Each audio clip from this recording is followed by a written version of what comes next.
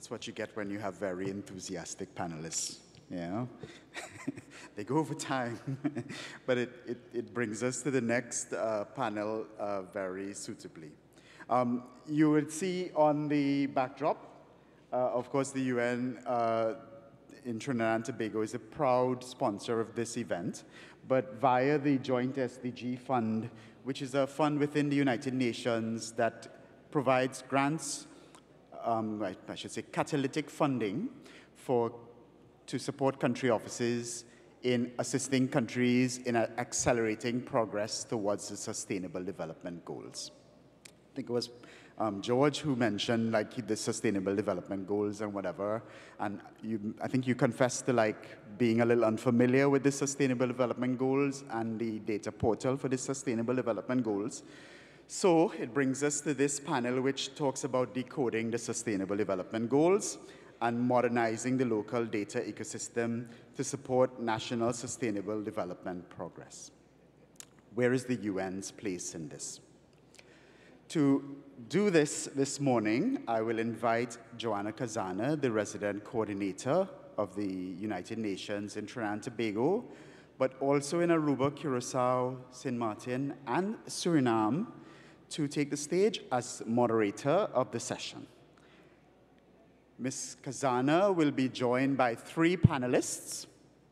I will ask Dr. Paul Edwards to take to the stage. Dr. Edwards is the Senior Advisor on HIV and STI at the Pan American Health Organization and the World Health Organization.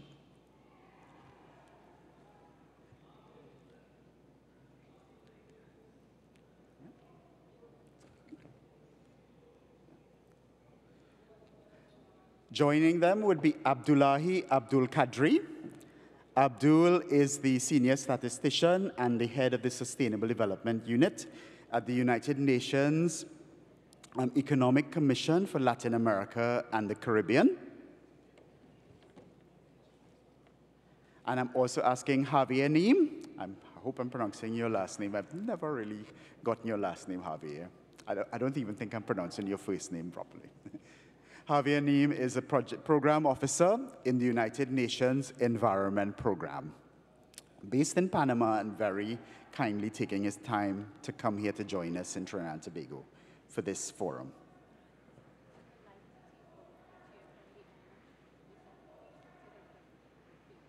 Yeah. Right. Yes.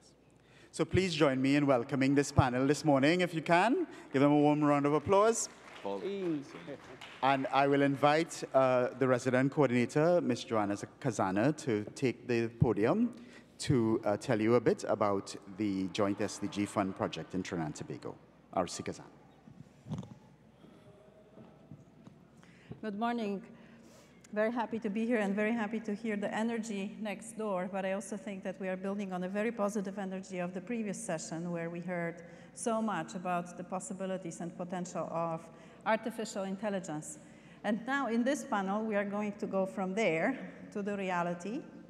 And I just wanted to flag to everyone that we are really happy that this is growing, but also let's sort of realize the scale of things. Microsoft has invested around $10 billion and more, $10 billion in development of artificial intelligence. ChatGPT is part of OpenAI, part of Microsoft's investment in the global development of this global public good. And I'm not saying that this is a, property or capital of one company. It's a huge investment that this company is making. We are all benefiting from it. What we are also benefiting from is my humble organization and the Joint SDG Fund, which has so far raised in the last 4 years $250 million. We are asking the donors to go up to the level of 1 billion, and this is seen as a huge and really impressive target and resource mobilization effort by the Secretary General. So I hope that in this scheme of things, it's not too much to ask for. The United Nations Joint SDG Fund is funding development work in 200 countries around the world. 196 members of the United Nations have access to resources, not financial resources only, but mostly the technical advisory resources on development issues. And we are doing this because we are all trying to support equal and cohesive sustainable development around the world. And the UN is playing a role in leveraging the power of big data and artificial technologies to accelerate sustainable development, but also to accelerate economic growth in all countries, especially in developing countries, for them to be able to afford good statistical systems, good infrastructure, good technological solutions, which all cost a lot of money and depend on economic growth. And of course, we are advancing this kind of dialogue also in high-income and small island developing states, and this is why Trinidad and Tobago is a really good place where this conversation and these kind of solutions are possible for the benefit of the Caribbean region. There's no need to remind everyone, but I just want to flag that big data and sustainable development are joined at the hip because data can be utilized to gain valuable insights into various aspects for development. As I was getting ready to go to work today and come here, I was watching television, and on TV6 there was an interview with Vasa, director of your water and sanitation company, who said that water use is not metered in Trinidad and Tobago. Whether I'm using 50 liters a day or I'm using 1,000 liters a day, I pay the same price every quarter. I don't know if it's 100% what if I understood it correctly, but I was listening carefully and the gentleman explained it in very, very clear language. So this is about data that we need to really be able to monitor where the money is spent, what are the valuable resources that we have to start counting and charging for, and not wasting so much. And obviously, we are here not doing it as one entity of the United Nations. We are investing in it as the UN family. We have panelists today from the different parts of the United Nations system. I want to welcome my colleagues from ECLAC, the Economic Commission for Latin America and the Caribbean, with the headquarters here in Trinidad and Tobago. I want to welcome my colleague from the UN Environment Program, regional office in Panama, who has made the trip for our meeting today. And I also want to welcome my colleague from PAHO, WHO, the World Health Authority, which is looking also at data as a driving force for healthier societies. Just to begin the conversation, I don't need to go probably into more details on why the UN is implementing a program on data and statistics, but I wanted to tell you that data and statistics is indeed something that the UN has traditionally been doing in different countries around the world. And in Trinidad and Tobago, we have a long-standing partnership with the state statistical apparatus, I will say, or the structures responsible for the collection and dissemination of data and statistics. This particular program started in 2022, and it will end at the end of in 2024. And it has done a landscape assessment of Trinidad and Tobago's SDG data and statistics ecosystem, as we know it. It has designed and will soon deploy, meaning hand it over to the national partners for use, the so-called SDG data and statistics repository. And we have collated all of the available data and statistics related to the Sustainable Development Goals. It's not surprising because in many countries data is missing, but most of the Sustainable Development Goals didn't have half of the required indicators or the data to measure progress on Sustainable Development Goals implementation. So if you cannot measure something, you don't know if you are making progress. If you don't know if you're making progress, you cannot make decisions what requires additional effort or investment. This program has also supported the Central Statistical Office, CSO, in terms of provision of laptops and tablets, and also in updating the methodology and bringing in line with the international standards of 2 national surveys One is the survey of living conditions, and the second one is the continuous sample survey of the population. And we believe that this is something that really enhances the capacity of the office to conduct statistical research. We have designed a course on best practices in data standardization, collection, and analysis. Of course, other aspects such as storage and sharing of the data are also covered, and this course is available to 100 public sector personnel across the different government ministries. And we have also offered training on integrated reporting for the private sector companies. Obviously, everybody is responsible for sustainable development goals, and Agenda 2030 is not only responsibility of the government or international organizations, it's also an agenda that obliges the private sector to conduct their business in a way that's socially, environmentally responsible. So we are offering training to the private sector companies on how they can even report and get sort of visibility of their positive changes inside the corporate sector on environmental and social impact. And we also are conducting the work and popularizing the ideas around big data analytics, and we are organizing a forum like this for the third time already. So in my panel, I wanted to give the floor to my colleagues from the different mandates of the United Nations and ask the questions: what is the current state of the local data ecosystem as we know it? What are the kind of sources of data that governments and companies need to share or need to have in order to be able to track progress on sustainable development? And also, does this local ecosystem have the capacity to support the monitoring and implementation of the SDGs? I'll ask maybe from UNEP, Javier, if you'd like to take the floor for a few minutes. Thank you so much. Good morning, everyone. And before you start, I have the note to welcome the Honorable Chief Justice, Mr. Ivor Archie, ORTT. Welcome to the room. Please. Thank you. Yeah, first of all, it's important to make a difference between implementation of the 2030 agenda and the monitoring of the agenda. Most of us are familiar with this huge global objective, but there's an important difference for the ones that work in data and in data management between implementing, that is to say, trying to achieve the goals, the objectives of the agenda, and monitoring the way at which we're moving to those objectives. So from our side, I work at the Science Policy Unit of UNEP, in the regional office in Panama.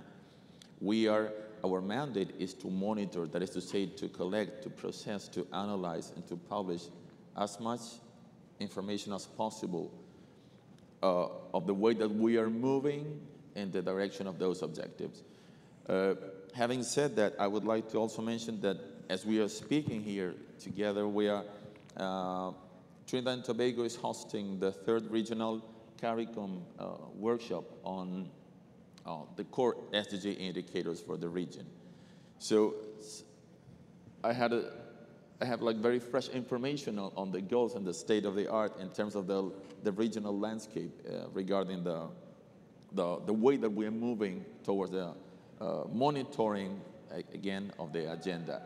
And as I was there attending some presentations of the different countries of the CARICOM community, there's something that appears as a cross-cutting issue that appears in every country when they speak about their voluntary national reviews of the indicators. And it's the lack of sometimes digital infrastructure, the insufficient staff, and sometimes the lack of funding. So my belief, and our colleague here will probably give more information, since ECLAC is working very closely in the region, is that all these obstacles can be overcome if CARICOM really works as a regional bloc, trying to support each other and try to overcome the many obstacles that small countries have in terms of not technical capacity, but in terms of stuff from a numerical point of view. it's very difficult to attend the many dimensions of the agenda and all the statistics and all the work that has to be done in order to produce that small piece of information called indicator when the staff is not enough. So I would say that there's the political willing to advance. We have heard a lot about the technologies available to accelerate our pace toward the goals and the construction of indicators, but we still need to work on the technical capacity and institutional arrangements, which we'll come to discuss later probably, in order to move faster and to strengthen this regional landscape and local landscape for the ecosystem, what we call the ecosystem for information and indicators. Thank you very much, Javier. So let's go to ECLAC now. ECLAC has been an institution that has been facilitating intergovernmental dialogue on the capacity of the statistical offices and promoting the use of data for sustainable development. So from your point of view, Abdul, if you can share with us, how are the UN agencies and the local partners collaborating to improve data collection and quality? And also what you see in terms of the trend. You have more experience that sort of predates the duration of our current project. If you can talk from the historical perspective on what we can see in terms of growth or improvement of the capacities across the region. Thank you very much, the RC. As you mentioned, ECLAC has been quite active in the statistics landscape of the Caribbean, and even broader to the region, Latin America and the Caribbean. And there is an intergovernmental body called the Statistical Conference of the Americas, which ECLAC serves as the secretariat. What the SCA, the Statistical Conference of the Americas, does is to serve as a regional body, decision-making body for official statistics in the region. And it's a subsidiary of the Statistical Commission, which sits at the United Nations in New York. So at the SCA, what is done is there are different work streams, and one of it centers on the SDG in terms of providing support to member states in making sure that they have the necessary data and the capacity that will enhance the measurement and the reporting on the SDGs. At the level, at the Caribbean sub-regional level, our office has been very involved, working with CARICOM. I mean, my colleague mentioned the workshop that is currently ongoing at the CSO. I see Mr. Blanchard and the staff here. They are hosting that workshop. And that workshop is actually more or less a midterm review of what at the CARICOM level is called the CARICOM core indicators. At the beginning of, to give a little bit of historical perspective, at the start of the implementation of the SDGs, I think that was done in 2016, thereabout, the CARICOM countries came together under the realization of the limitation of the sub-region, that the 230 indicators may be too many for these seeds countries to produce data on. And then they came to an agreement that a subset of the global indicators will be produced. And that agreement was that 125 unique indicators. There are some indicators that reflect more than once on the list. So what they are meeting this week on is to review the progress on the production of data for that. And what we have done as the UN is to come together there under the umbrella of the global support for member states. There is something called the custodian agencies. So the UN agencies have custody of some of the SDG indicators. UNEP is a custodian agency, and so is PAHO. ECLAC, because of the structure of our commission, we are not per se a custodian agency, but we do support the partnership and the implementation of the SDG.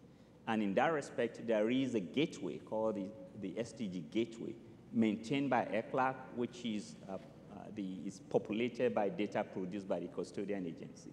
So through that gateway, what we're able to see is the production of data or the capacity to produce data. And we're able to monitor which country may be progressing, may be on track to in achieving a particular goal, and the kind of support that they may need to make sure that they are able to report their progress, and then hopefully we're now in the midterm, and by 2030 there will be a better infrastructure for to report the status of implementation of the SDGs by CARICOM countries. Thank you very much. You spoke about the SDG indicators. You spoke about the capacities of the statistical offices and the regional collaboration in this sphere. I'd like to now focus on one particularly important area of the UN's effort, and that is health. The question would be, what kind of data is particularly important for the health indicators, and what kind of indicators are you looking at? And which ones, because you mentioned that not all of the indicators are going to be vital for the monitoring of the situation here in the Caribbean region. Which ones are the ones that are particularly important and must be monitored, even if it costs additional investment? So I'll give the floor to our colleague from PAHO, Dr. Edwards. Thank you very much, RC. Good morning. I bring you greetings on behalf of Dr. Michelle Harris, who is the PWR acting interim at this moment. When we examine the 17 SDGs, only one of those goals is explicit to health. That is SDG number 3, that speaks to ensuring healthy living and promote well-being to all at all times. However, as we examine the other 60, it becomes very evident that they include determinants of health, including those that speak to education, poverty, nutrition, etc. So for us, being the leading public health agency and working specifically with the Ministry of Health, it is imperative that there has to be collaboration across all the other ministries, as well as agencies outside of the public sector, including those specific to the private sector. As my colleague mentioned, 17 goals, 230 indicators. It is a tremendous task, but it is one that will merit great collaboration. So it is very important then for us to examine the landscape, as your first question related, and what was spoken yesterday as per those of you who were here. And I like to find the silver lining in all things. There is a data and statistics ecosystem in Trinidad and Tobago. So we can all be lauded for that. Yes, that's a great starting point. But I'd want to say that within that, we have to carefully highlight, because it might be impossible to report on all 230 indicators. What is currently being collected? What would be priority? How do we monitor? How do we track progress? And what is most important for Trinidad and Tobago then to be those priority indicators, to be able to say that we are moving towards the achievement of the 2030 Agenda for Sustainable Development. There is much work to be done. There's much collaboration to be done. We're entering in a new era where it is no longer in silos that we have to report. There's a need for that collaboration so that we ensure we don't leave anyone behind. Thank you very much. And going back to the subject and theme of our meeting over the last 2 days on big data and artificial intelligence, I will start again from health. So Dr. Edwards, if you can tell us, what aspects of health of the population lend itself best to being measured or serviced by AI and big data? That's a good question. As we examine the leading causes of mortality and morbidity in Trinidad and Tobago, as well as the Caribbean, we know that the #1 cause of morbidity and mortality are the NCDs. As we look at hypertension, as we look at diabetes, as we look at different cancers. So those inevitably become the principal areas why we need to invest in activities for their prevention, and then take the AI tools, the big data, to be able to report, to be able to track, and critically, to make evidence-informed decision-making, translating to getting the most bang for our buck, because the aspect of financial investment is critical to have targeted policies, to implement actions that speak specifically to reducing the morbidity, the mortality, and changing the paradigm shift from one of curative medicine to one of health promotion and wellness, how we strengthen our primary health care to be able then to prevent as compared to investing for curative medicine. Inevitably, there has to be that aspect. It is definitely not negating the need for hospital care. But if we engage in that model of community care, community playing a big part as it relates to health, and highlighting health promotion and wellness, then we will certainly see a reduction in the morbidity and mortality. That is where AI and big data becomes critical. Understanding what are some of those best practices, where some of those activities have been implemented in different countries, whereby we can adopt and then implement to be able to have a much better population, where the life expectancy increases, the reduction of those infections as such, whereby that contributes to a much more productive society with individuals not suffering from those underlying causes. Thank you. Thank you very much. And if I can just add to it, we all remember how it was during the COVID pandemic. And the kind of big data that was most useful to us as decision makers in our different offices and institutions was actually those things which are coming from Google about transit trends. We were monitoring where people were congregating. Yes, we were monitoring the sort of movement based on the use of cell phones and geolocation options in the telephones. So we knew that people go, shopping. This is where, like on the weekends, more people go to those shopping areas. And during the week, people will congregate in train stations or, other transit hubs. And this was also a very, very important source of data for the decision makers on how to handle exposure to the virus in the places of congregation of the individuals. And I think that this is a very good example of how this sort of big data, which is easily available, can be connected to the health emergency when you want to tackle something that is really happening on a large scale. I believe that there are similar examples when it comes to nature and environment. So I'm going to turn to Javier to tell us how is big data working in the protection of environment or even in emergency preparedness, and would like to, whatever you'd like to share. Okay, thank you.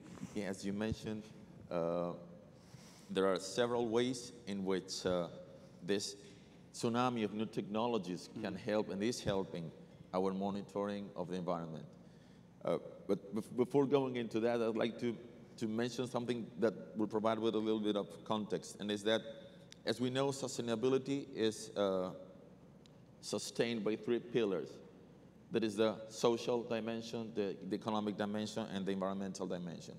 Fortunately for us, I mean, the ones who work on the environmental side, this has gained more visibility in the 2030 agenda. If we remember the previous global agenda, the MDGs, the Millennium Development Goals, didn't show in the way it should have the environmental dimension.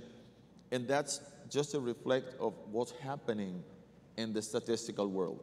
As we probably know, most of our national statistical institutes focus on economic aspects and social aspects. The environmental dimension is something new for many of these offices. And that is because the traditional mechanisms through which information is collected is very different when you're dealing with environmental aspects of the world. So why am I saying this? Because our dimension is like quite delayed in development and quite a preliminary state of maturity compared to the social and the economic dimensions. And given that situation, we believe and we are absolutely sure that these new technologies can be and should be more used in order to close that gap between our statistics and the regular statistics. That is, sometimes things go to a point at which the mechanism through which environmental information is collected is called unconventional methods. And for us, they're everyday methods. They're not unconventional at all. The thing is that you can collect some information from a survey, from social aspect or economy from a survey, but hardly you can collect enough environmental information from a survey, unless you want to investigate some perception or some other aspects. But most of them require a different set of technologies: remote sensing, lab techniques, in situ measurements, field analysis. So there is a huge opportunity for the environmental side to seize these new technologies. And as I was hearing our previous panelists and specialists, I was wondering, what can we do in order to seize really in the everyday life, in our everyday job, these opportunities? And Dr. Kishan Kumar Singh yesterday gave a very good overview of how modeling is sustained by the data analytics and these technologies that enable the processing of huge amounts of information. Big data is not only the amount of information, but also the way it is unstructured, the different sources in which it is produced, and the speed at which it grows. As Mark mentioned at the beginning, we're having an exponential growth of technologies and information. But for some reason, the institution, the state and the international institution, the UN system, is moving quite slowly. It's like a slow machinery trying to adapt to this new context of so many technologies. So I was thinking that besides the examples that we have, and we have many, of how these technologies can support the monitoring of the environmental dimension of the agenda, or to produce any kind of other environmental information, we still have to work in the way that it's something less attractive than all these fireworks that we have seen these days that look so exciting technology. Something less exciting but absolutely necessary, and is to work in the institutional connection between the organisms that need the information provided in a certain way, including the capacity to understand and to process that information, with the developers. And that dialogue is very, it's challenging, and happens also between the science sector and the governmental sector. Mm-hmm. So we have two, like the technology sector, the research sector, that produce a huge amount of information, particularly environmental information that the states cannot produce. Ministries of Environment normally don't have any chance of producing that information, and the way that it has to be processed in order to be used. So I don't want to go to any other example. That elaborating what Dr. Edward mentioned, the monitoring of certain vectors of diseases by citizen science has proved. We have concrete examples in several South American countries, mm-hmm. where people with their mobile took a picture of a mosquito and just sent it. There's an artificial intelligence that can identify the species, the location, the time of the day, and even the sex of the insect, because you know that the females are the ones that transmit the mm-hmm. diseases. And that could raise some alerts and some and modify the distribution range of mosquitoes that produce diseases. That was only done with a simple app, free to download, mm-hmm. developed by developers in conjunction with the health authorities. And that's an example of how these new technologies can really help something related to environment, because environmental change produces a shift in the range of distribution of certain species, and health, which are clearly interconnected in many cases. So that's just to provide an example. Thanks very much. It's a great, very inspiring example, and I wanted to just build on it and add that those agencies that are dealing with disaster risk reduction and emergency response, they're also quoting very good examples of earthquake rescue operations, which also rely on signal of the mobile phones to establish the number of people who may be affected by the particular earthquake. We had big cases from Turkey many years ago, and I think that this is when there's kind of, switch happened, that the public institutions sometimes will never have the perfect information. They have to go out to the mobile operators. They have to go out to the, satellite link providers to get the information that they need. And of course, it's not going to be available from the, statistical yearbooks or the register of, the people who live in the particular area. It has to come in real time based on the actual, activity of the individual members of the public.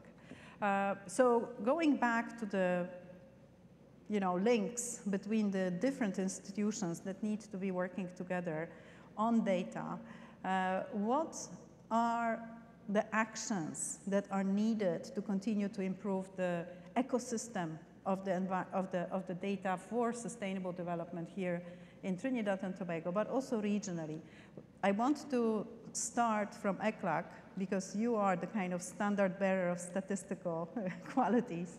But I also want to link this to our yesterday's discussions about the overall potential of Trinidad and Tobago in the region. We heard from the representative of the European Union, and if I recall correctly, the number was number 3. Trinidad and Tobago is number 3 in terms of qualification of the engineers, following the United States and Canada, and then Trinidad and Tobago in the continent of America, North and South America, and the Caribbean region. Number 3, this is a very, very strong position to have. How is this knowledge used? How is this knowledge employed in the service of not only industry, not only private sector, but also in order to improve the way that the public institutions are working? How is the state able to attract people with very good qualifications, and how is the system of developing the qualifications and capacities in the area of monitoring, reporting, etc.? What can you see from the point of view of many years of your work in the sphere of statistics? But what can we share about priorities in terms of capacity building? Yes, there's a lot into that question. So let me start from and depending on the sector you are looking at, there will be different responses. From the public sector side of things, let me start from that. And maybe there's a reason why the Chief Justice is in the audience today, because I'm going to start with the NSITT, the National Statistical Institute of Trinidad and Tobago Bill of 2018, which from our work with the Ministry of Planning and Development and with very good input from the CSO, is one of the better developed statistical act, although it's still in draft because it hasn't been passed into law. And legislation does a lot in making sure that statistics has a place in the economy. And when the act is weak or the act forbids certain things like modern development that we are talking about, big data, data sharing, digitalization, then it becomes an obstacle, because if I go to Mr. Blanchard, he will tell me, my law guides me as to what I can do and what I cannot do. And when there is modernization, then we have to modernize also and reflect the changes in methodology as well as our practices. So one thing that is critical for Trinidad and Tobago is for there to be action on the NSITT Bill 2018. Because with that bill now, the CSO, I think the plan is for the CSO to be transformed into an institute, which will give it greater autonomy and greater flexibility in managing what we call the National Statistical System, which is, in essence, what you are referring to. And with the National Statistical System, there will be less obstacle in the sharing of data, less obstacle in developing capacity. And I see, the THA, the Tobago House of Assembly, and I see, I don't see Mr. Raymond here, who is also in the audience. We've been having discussion with them as well. How do we integrate Tobago into the national ecosystem with disaggregation of Tobago, but not necessarily making that to appear as if Tobago is a separate entity from Trinidad and Tobago. So, and in that is also the question of how do we get the different line ministries. You know, PAHO works very well with the Ministry of Health. UNEP works with the Ministry of Environment. Also ILO works very well with labor. We have different UN agencies that work very well with the different ministries.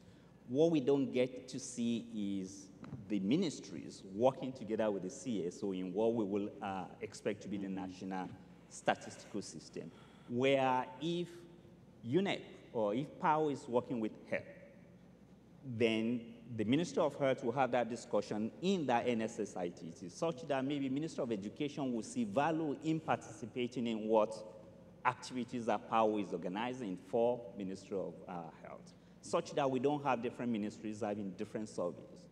So when one ministry is conducting a survey, for example, other ministries can piggyback on that survey and say, you know, perhaps we can introduce a module into your survey.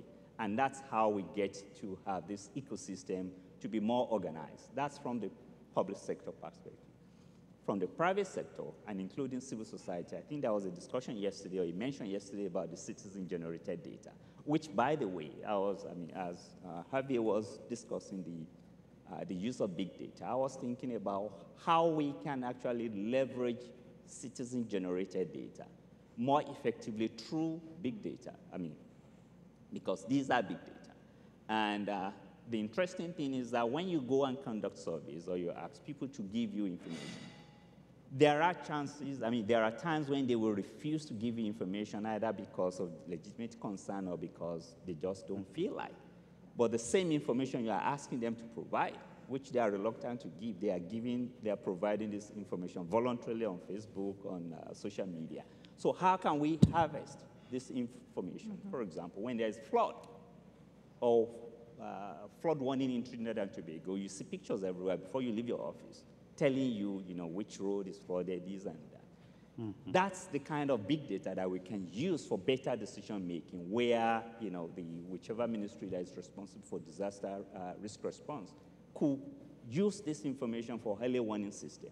But what we need to do is now to invest in modernization, in the methodology that will allow us to get the information from these citizen-generated data, which will now fall within the realm of standardization and harmonization such that they can be useful. And there lies the issue of developing capacity, because the capacity resides in the private sector. They follow the money. Whatever will be good for business, the private sector will invest in it. So, but how do we now get the private sector to collaborate in a meaningful manner with the public sector? And that's where we haven't been able to get much momentum. But through this project, we have had activities in which the private sector is very much engaged. But we also need to enhance the statistical literacy of the private sector. We have engineers, maybe we have different professionals, but they may not be statistically literate enough to see the data that maybe they are collecting in their normal businesses, the way going about doing their normal business, that the data they are collecting may be very useful for the CSO or any other government agency. And that's what we need to put a little bit of effort into, to make sure that there is a greater awareness about the value of data that we generate in our day-to-day activities.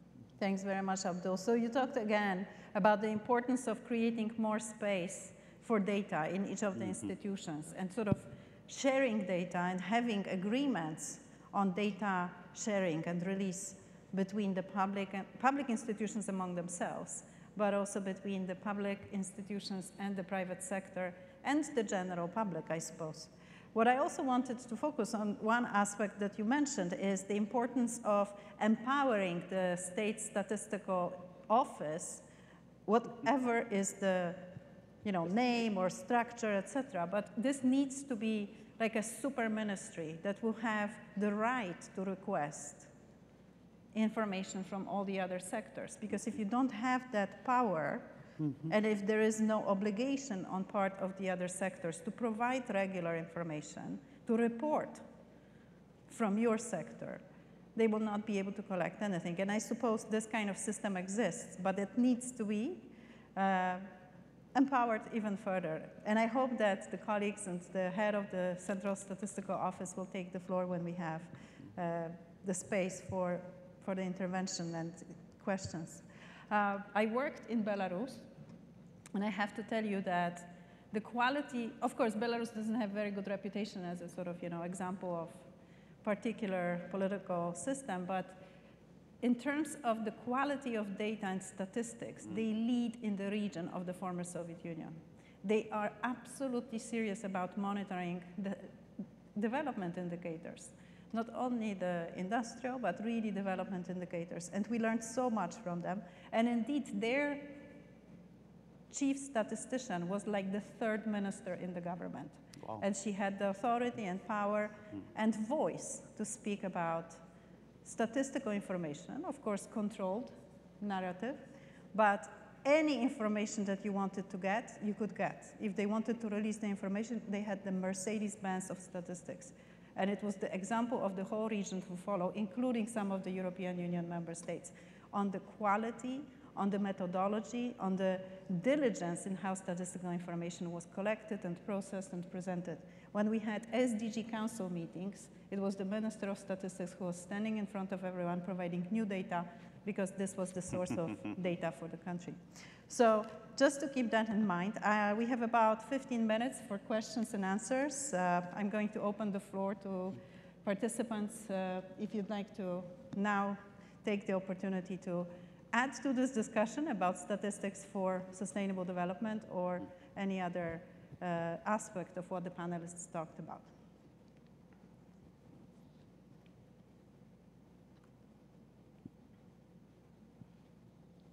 Please. Microphone for the gentleman. And I cannot see well from here in the light, so please do introduce yourself. Sorry, the microphone is not working yet. Just go ahead and try again. Right. Andre Blanchard, Director of Statistics. Yes, I agree with the point that CSO, as other NSOs in the Caribbean, really developed around economic indicators, the GDP, the trade, the inflation, the unemployment. And even social statistics was more of a side event than anything else.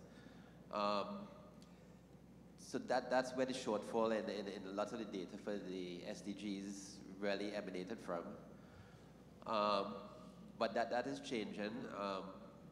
The NSOs in the CARICOM have realized that, especially with the SDGs, that we have to really put more attention on environmental statistics, social statistics, gender, youth and child statistics, higher frequency indicators, alternative sources of data, big data. But these require more infrastructure development. So you talk about, if you're going to ensure that we can share data, it has a legislative framework. That legislative framework must allow for the sharing of administrative data and even the sharing of microdata.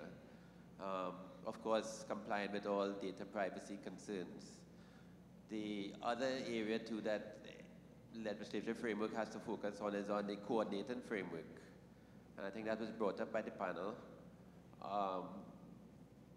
Who is going to coordinate the collection of data? Usually it's the National Statistical Office. Who is going to be the data steward and the data custodian of data? Usually it's proposed that the Statistical Office is in charge of that. So these are issues that have to be followed up on. In terms of big data itself and alternative sources of data, there is a need for the development of skill sets in that area. Data scientists, data engineers, but this will take time. So the government of the day has to really focus on making investment in that area and making sure that organizations have data scientists. And of course, the framework for the sharing of large data sets between private sector and government agencies. Those are the main issues really, but the legislative framework, and in terms of the NSITT, the new statistical institute that we are proposing to go to, that, without saying too much because it's still draft, but in the bill it does propose for a coordinating framework to coordinate among the different ministries, and so that will be part of the legislation, at least it's been proposed. Also, in terms of getting administrative data, we do have an enhanced authority to collect administrative data, including microdata, again, with the confidentiality concerns applied, as long as the data required is for statistical purposes, as long as the data can be data anonymized. And that's another skill set that we need to develop, the anonymization of data. I think there's a Caribbean Development Bank plans to have a training course in January. But those are areas that will allow the greater sharing of data, making data more useful. You know, you spend millions of dollars to collect large data sets, and you give out a very small amount in aggregate data. But 90% of it is left unused and unutilized when you're spending millions of dollars. So the more efficient dissemination and use of data is recommended. So those are just some of my main points. Thank you. Thank you very much. Thank you, sir.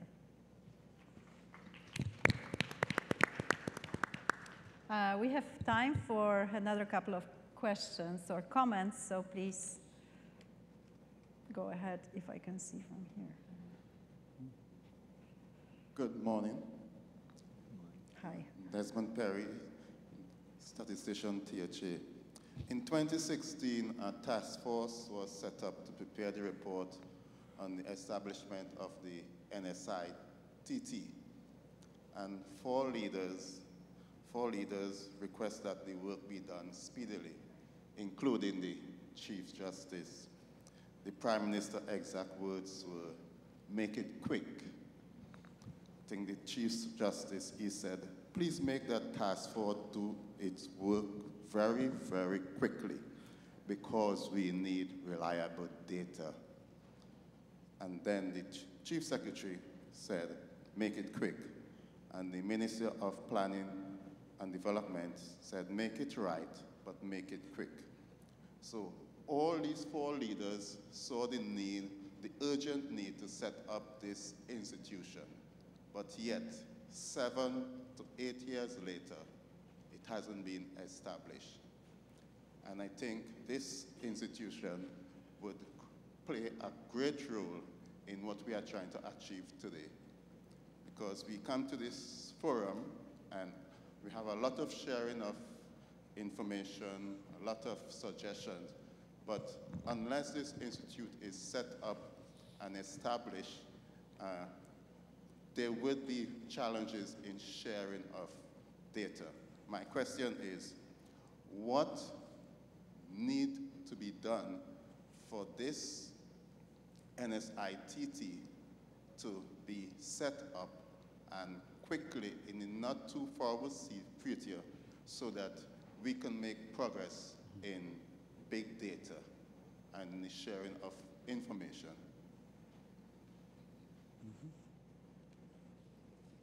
Thank you very much. Who would like to take the question? Abdul. Well, I think the answer is very simple. It's just for the bill to be passed into law. It's currently now a bill. Once it's passed into law, then it becomes the law of the land, and then that will usher in the NSITT. But that may be too simplistic for your answer you're looking for. Yeah, go ahead, Mr. Edwards. I just wanted to share that having an autonomous, independent institution as it relates to the standardization, collection, analysis, and critically, the reporting of quality data, there's experience across the Caribbean. There are lessons to be learned so that there will not be outside influence as it relates to reporting and reporting what the situation is and alluding to quality reporting. That's my contribution as per. There is experience in the Caribbean for that. Very good. Thank you, Javier. Yeah, and if I may, and clearly I'm not in position of